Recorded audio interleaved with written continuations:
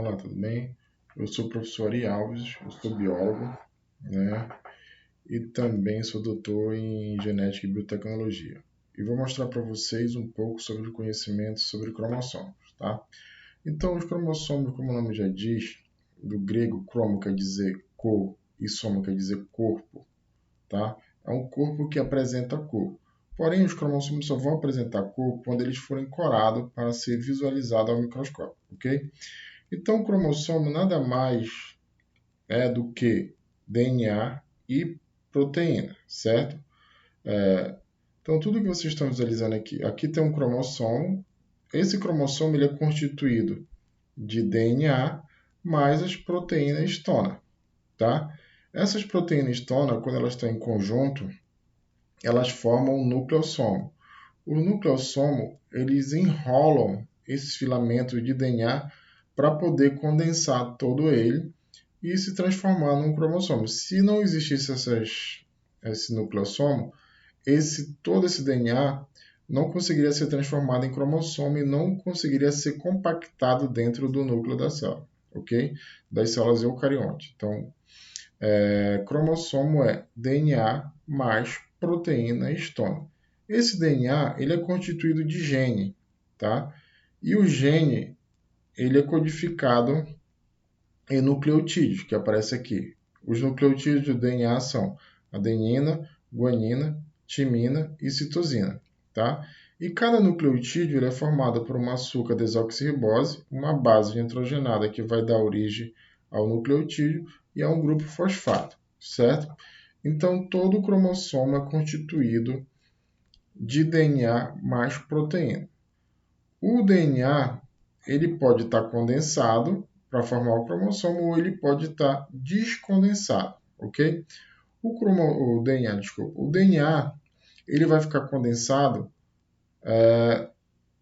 depois da fase de intéfase, tá? A intéfase é constituída por três fases, G1, S e G2, ou seja, G1 quer dizer gap 1, S quer dizer síntese, onde todo o material genético do cromossomo, como DNA, proteína e RNA, eles são duplicados, ok?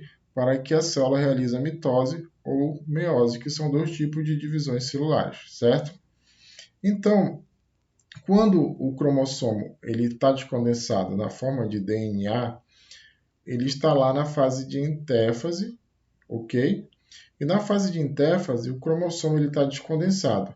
E ele é chamado de cromatina, como vocês podem ver aqui.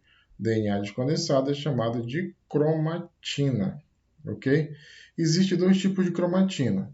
A eucromatina, que é a cromatina verdadeira, na qual o DNA está descondensado. E existe a heterocromatina, na qual o cromossomo está altamente condensado. A eucromatina é a parte do DNA que está condensado e está ativo, ou seja, a célula consegue ler as informações genéticas da cromatina, chamada de eucromatina. Já na fase de heterocromatina, quando o DNA está descondensado e inativo, a célula não consegue ler essas informações genéticas. Então você já sabe, a cromatina nada mais é do que o próprio cromossomo, tá? Porém, a cromatina ela é constituída de DNA, proteínas, que são as histonas, e mais o RNA, diferente do cromossomo, que ele é constituído apenas de DNA e proteína histona. Não tem RNA no cromossomo, ok? Então, na cromatina tem RNA. Essa é a única diferença, tá? Existe nos mamíferos uma cromatina chamada de cromatina sexual ou corpúsculo de Barr, tá? Que é um cromossomo X que determina o sexo nas espécies, né? O cromossomo X nas mulheres ou nas fêmeas de alguns mamíferos é XX, vai ser uma mulher.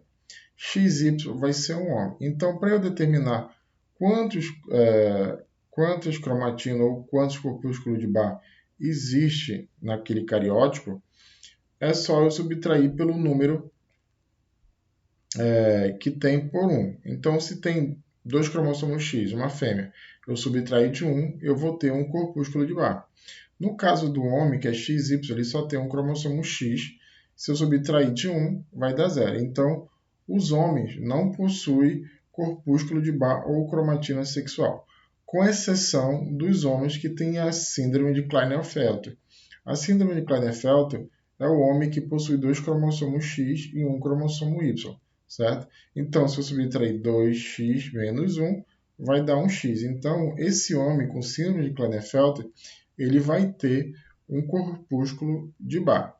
Então, aqui sobre cromossomo já está explicado. Cromossomo é constituído de DNA mais proteína histona, certo? Que se formam para poder formar o nucleossomo, que vai enrolar todo ou compactar todo esse DNA, formando um cromossomo dentro do núcleo, certo?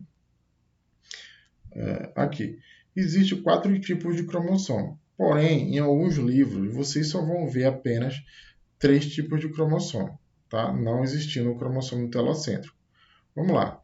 O cromossomo metacêntrico é aquele no qual o centrômero faz a constrição ou estrangulamento entre o braço curto e o braço longo do cromossomo. Em genética, a gente determina que o braço curto é chamado de petit, ou braço P, e subsequentemente, depois do alfabeto, vem a letra Q. Então, depois de P, vem o Q. Então, o braço longo do cromossomo é chamado de Q, Q minúsculo, e o braço curto chamado de P, P minúsculo, certo? Então, o cromossomo metacêntrico é aquele na qual o centrômero se localiza na região central. O submetacêntrico, um pouco acima da região central.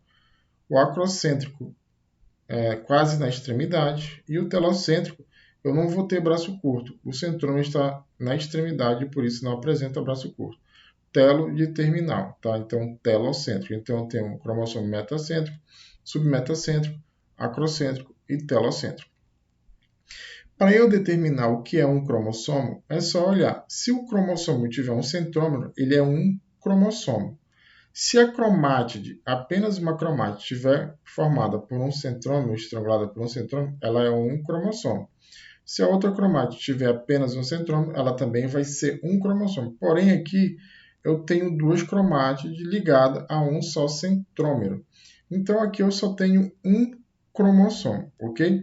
Aqui eu tenho um cromossomo com material genético duplicado, ou seja, o material genético ele precisa se duplicar lá na fase S da intérfase para que possa acontecer a divisão celular, mitose ou meiose, correto? E o que é um centrômero? O centrômero nada mais é do que DNA e proteína.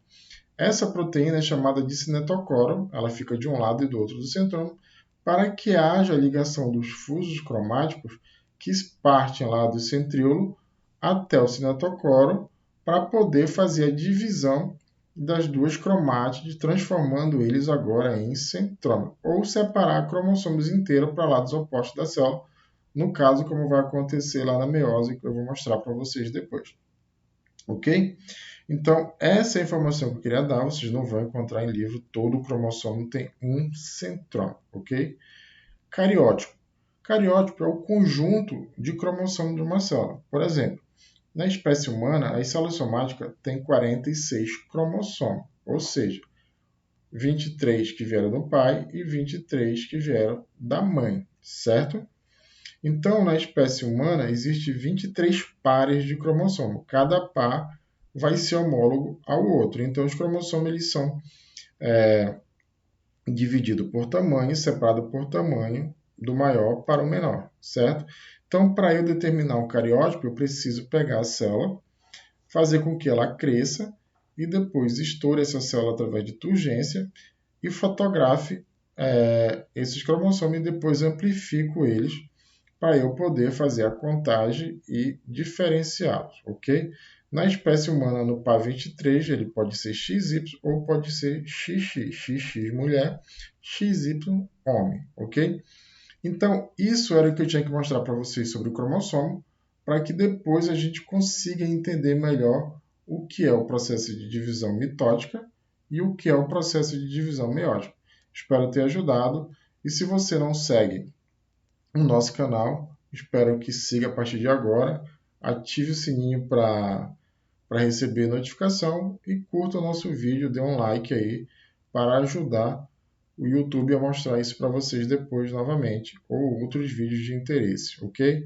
Abraço e até a próxima.